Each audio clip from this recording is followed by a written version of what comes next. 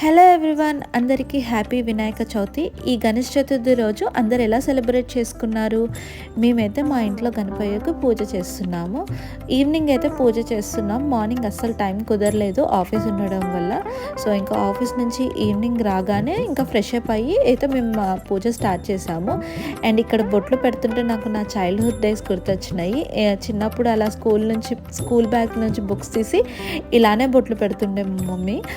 And అలా ఇంకా ల్యాప్టాప్స్కి బొట్లు పెట్టాక దేవుని దగ్గర చేసిన ప్రసాదాలు అయితే పెడుతున్నాము. సో ఏమేం ప్రసాదాలు చేశాను అని అంటే ఉండ్రాళ్ళు, కుడుములు, పాల తాలికలు, పులిహోర, వైట్ రైస్, పప్పు అండ్ తోటకూర అయితే చేసుండే.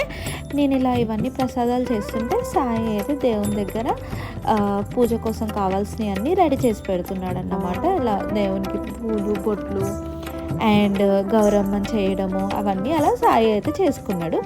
అండ్ ఇంకా ఇలా ఇద్దరము షేర్ చేసుకొని పని చేసుకునేసరికి మాకు తొందరగా ఈ పని అయితే కంప్లీట్ అయిపోయింది. అలా ఇంకా ఇంట్లో దేవుళ్ళ దగ్గర పూజ చేయడము అండ్ గణపతి దగ్గర పూజ చేయడం కానీ సాయే చేసుకుంటాడు. రెగ్యులర్గా కూడా ఇంట్లో రోజు దీపం సాయే పెడతాడు. నేను జస్ట్ ఇంట్లో ప్రసాదాలు కానీ క్లీనింగ్ కానీ అది నేను చూసుకుంటాను.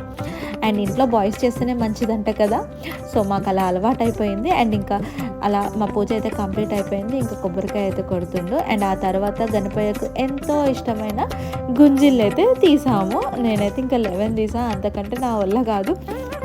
అలా ఫైనల్గా మా గణపయ్య పూజ అయితే కంప్లీట్ అయిపోయింది. సో అలా అయిపోయాక నేనైతే ఇంకా సాయి దగ్గర కూడా బ్లెస్సింగ్స్ అయితే తీసుకున్నా.